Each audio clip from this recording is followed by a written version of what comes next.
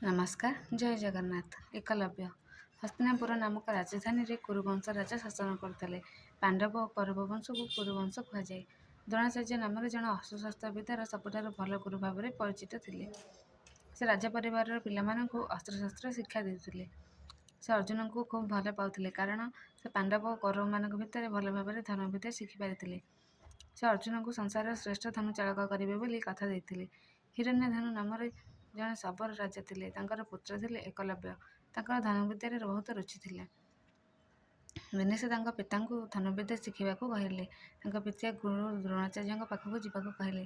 ଦିନେ ଏକଲବ୍ୟ ଯାଇ ଗୁରୁ ଦ୍ରୋଣାଚାର୍ଯ୍ୟଙ୍କୁ ଯାଇ ଧନୁର୍ବିଦ୍ୟା ଶିଖିବାକୁ କହିଲେ।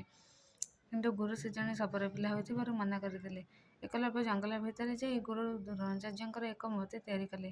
ଦ୍ରୋଣାଚାର୍ଯ୍ୟ ତାଙ୍କ ଶିଷ୍ୟମାନଙ୍କୁ ଯାହା ଶିଖାଉଥିଲେ ଏକଲବ୍ୟ ସେଠାରେ ରହି ସବୁ ଅନୁକରଣ କରି ଶିଖୁଥିଲେ। ସେ ପ୍ରତ୍ୟେକ ଦିନ ଗୁରୁଙ୍କ ମୂର୍ତ୍ତିକୁ ପ୍ରଣାମ କରି ଏକ ଲୟରେ ଧନୁଚାଳନା ଶିଖୁଥାଏ। ଦିନେ ସେ ଅଭ୍ୟାସ କରୁଥିବା ସମୟରେ ଗୋଟିଏ କୁକୁର ଭୁକି ଭୁକି ତାଙ୍କ ଆଡ଼କୁ ଆସିଲା। ସେଠାରେ ତାଙ୍କର ଧନୁଚାଳନା ଶିକ୍ଷାରେ ଏକାଗ୍ରତା ଭଙ୍ଗ ହେଲା। ତେଣୁ ସେ କୁକୁରର ମୁହଁକୁ ସର ମାରି ବନ୍ଦ କରିଦେଲେ। କିନ୍ତୁ ତାର କୌଣସି କ୍ଷତି ହେଲା ନାହିଁ।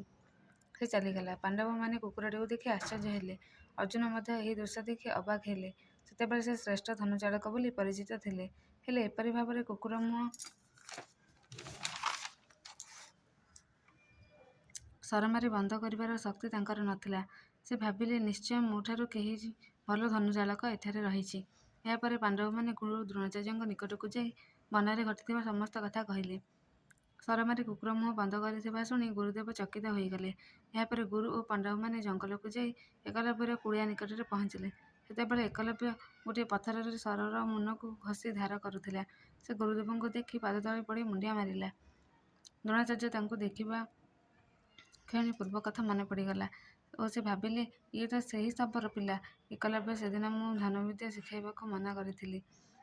ସେ ଏତେ ବିଦ୍ୟା ଶିଖିଲା କେଉଁଠୁ? ସେ ଆସି ପଚାରିଲେ ତୁମର ଗୁରୁ କିଏ? ତୁମେ କାହାଠାରୁ ସର ଚାଳନା ଶିଖିଛ? ଏକଲବ୍ୟ ପଥର ମୂର୍ତ୍ତି ଆଡ଼କୁ ହାତ ଦେଖାଇ କହିଲା ଇଏ ହିଁ ମୁଁ। ମୋ ଗୁରୁ ଆପଣଙ୍କଠାରୁ ହିଁ ମୁଁ ଅସ୍ତ୍ରଚାଳନା ଶିଖିଛି।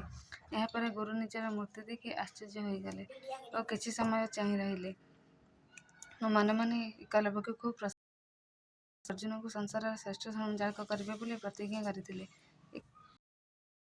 ହୋଇଗଲା। ଏହାପରେ ଏକଲବ୍ୟ କହିଲେ ମୁଁ ପ୍ରଦାନ କରିବି। ଏହାପରେ ଗୁରୁ କହିଲେ ମୋତେ ତୋର ଡାହାଣ ହାତର ବୁଢ଼ା ଆଙ୍ଗୁଠିକୁ ଗୁରୁ ଦକ୍ଷିଣା ରୂପେ ଦିଏ। ଏକଲବ୍ୟ ସଙ୍ଗେ ସଙ୍ଗେ ନିଜର ଆଙ୍ଗୁଠି କାଟି ଏକଲବ୍ୟର ଗୁରୁ ନିଜକୁ ଧିକ୍କାର କଲେ। ବିନା ବୁଢ଼ା ଆଙ୍ଗୁଠିରେ ସେ ଧନୁ ଚାଳନା କରିପାରିବେ ନିଜର ଦ୍ୱାରା ସାହାଯ୍ୟରେ ଧନୁଚାଳନା